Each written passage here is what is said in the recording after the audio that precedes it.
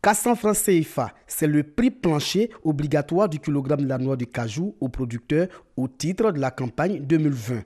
Un prix en hausse de 25 francs par rapport à l'année passée. On remercie le gouvernement. 25 francs, c'est beaucoup. C'est beaucoup par rapport à l'année dernière. Ça peut nous arranger, ça va inciter les paysans, les producteurs à avoir de l'argent pour pouvoir bien vivre. Les producteurs ne sont pas les seuls à être satisfaits de ce prix. Il y a un gain de 25 francs par kilo. Et pour nous, acheteurs, 25 francs de plus, c'est beaucoup. Donc, je voudrais en profiter pour remercier le chef de l'État qui a inscrit l'année 2020 dans son programme social. Ngouran Faustin, producteur dans la commune de Bouaké, appelle au strict respect de ces prix. J'aimerais que le coût soit à 400 francs et puis ça soit respecté. Il ne faudrait pas que les acheteurs qui viennent nous tromper n'ont qu'à marcher dessus. Ce respect des prix passe par l'application des bonnes pratiques de la récolte et post-récolte. Pratique pour aboutir à la qualité de la nacade made in Côte d'Ivoire. Il faut que les producteurs puissent ramasser les noix de cajou au jour le jour, détacher la pomme avec les techniques qu'ils savent, sécher, trier, mettre dans les sacs en jute et mettre dans les clés. Ces pratiques-là sont connues. Il faut qu'eux aussi ils puissent faire leur part de travail pour que ces prix-là soient respectés. Pour cette année, en tant que premier producteur mondial de la nacade, il faudrait qu'on fasse la qualité comme on a été premier en production. Parce que c'est par la qualité que le prix peut hausser. Si on est premier, il faut qu'on soit premier au niveau de la qualité. Les acteurs de la filière anacade saluent le combat engagé contre le phénomène de la fuite des productions vers les pays frontaliers. Ça cause beaucoup de problèmes à notre économie ivoirienne. Donc nous, les acheteurs de cajou, nous avons demandé à l'État vraiment de nous aider à mettre un frein à ça. C'est-à-dire en engageant maintenant des bras de fer contre ces trafiquants de notre produit vers le pays voisin. La campagne de commercialisation de la noix de cajou s'ouvre le jeudi 6 février. Pour cette année 2020, ce sont environ 800 000 tonnes qui sont attendues contre 774 000 tonnes en 2019.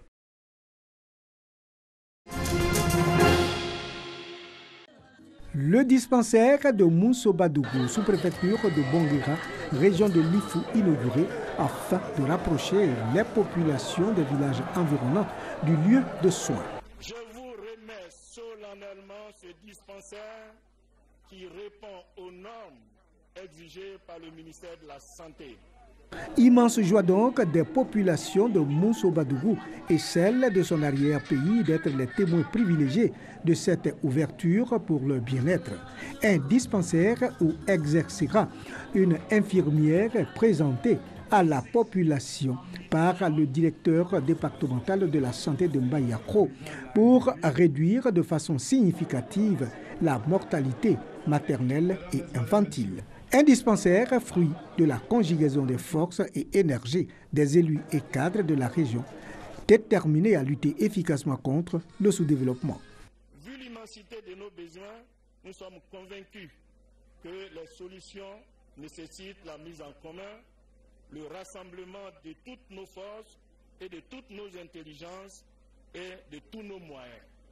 Mais lorsqu'un député aime son peuple, il trouve les moyens de lui venir en aide. Et c'est le cas de Thierry Honoré, c'est le cas de chacun des députés ici réunis.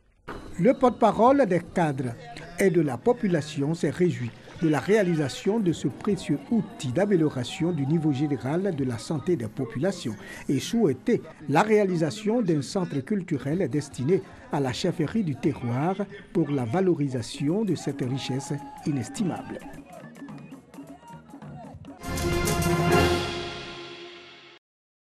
Coronavirus. Plus de 630 morts en Chine selon le dernier bilan.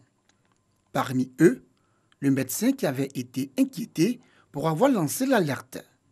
Son décès déclenche une avalanche de critiques sur les réseaux sociaux.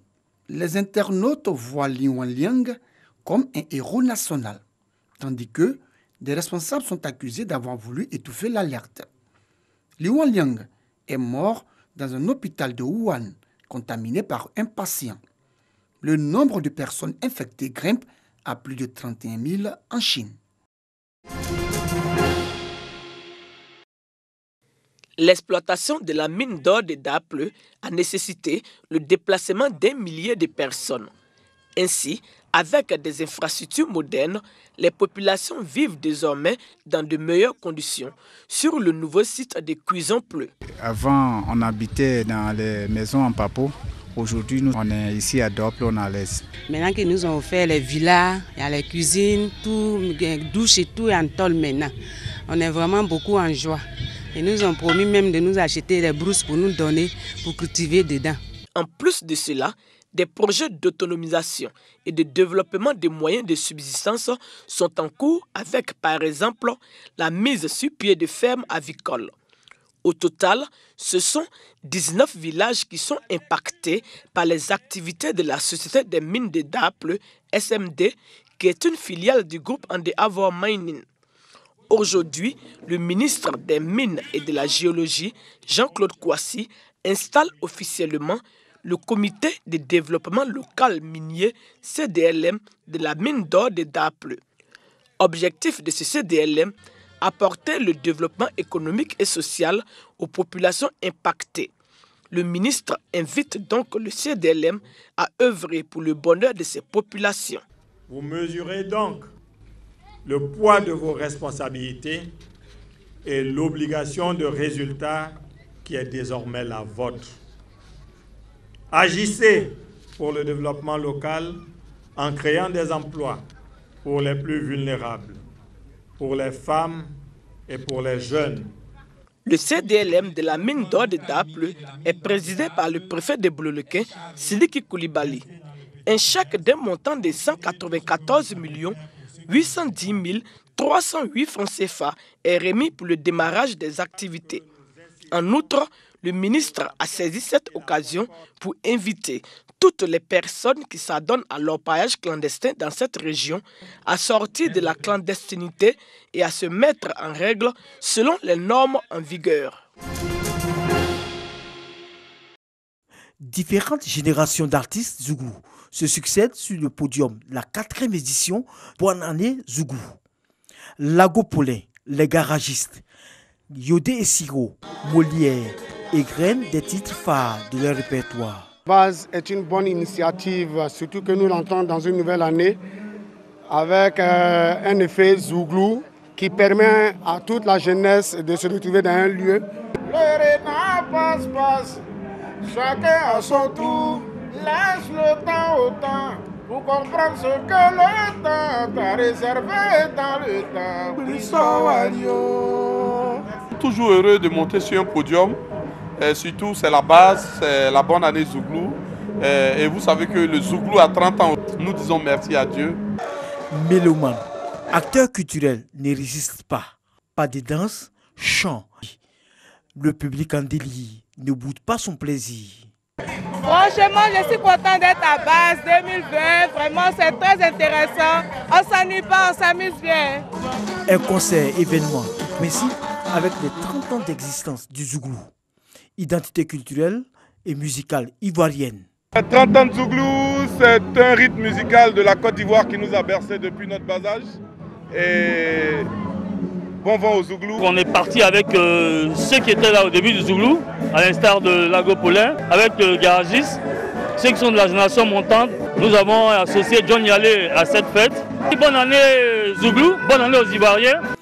Le Zézé Pop également au rendez-vous avec John Yalé, parrain artistique de l'événement. La 4e édition de Bonne année Zouglou a tenu toutes ses promesses. Un plateau qui a permis à de nouvelles étoiles de s'exprimer. La campagne pour les élections législatives et municipales camerounaises qui s'achève ce samedi 8 février 2020 n'a pas suscité beaucoup d'enthousiasme. À Douala, de nouvelles arrivées de réfugiés ont été enregistrées ces derniers jours dans le quartier de Bonabéry à cause du conflit entre armées et séparatistes, selon plusieurs ONG. La plupart d'entre eux n'iront pas voter dimanche. Ces élections locales sont boycottées par une partie de l'opposition et de la société civile. Dans un Cameroun meurtri depuis 3 ans par le conflit en zone anglophone entre armées et séparatistes, de nombreuses personnes fuient le scrutin. L'armée a considérablement renforcé sa présence dans ces 2 régions. Les séparatistes, eux, appellent les habitants à rester chez eux avant, pendant et après le scrutin, sous peine de représailles. L'ONG Amnesty International a d'ailleurs dénoncé une flambée de violence à l'approche de ces élections. Fin décembre, l'ONU avait recensé 700 000 déplacés internes à cause de ce conflit.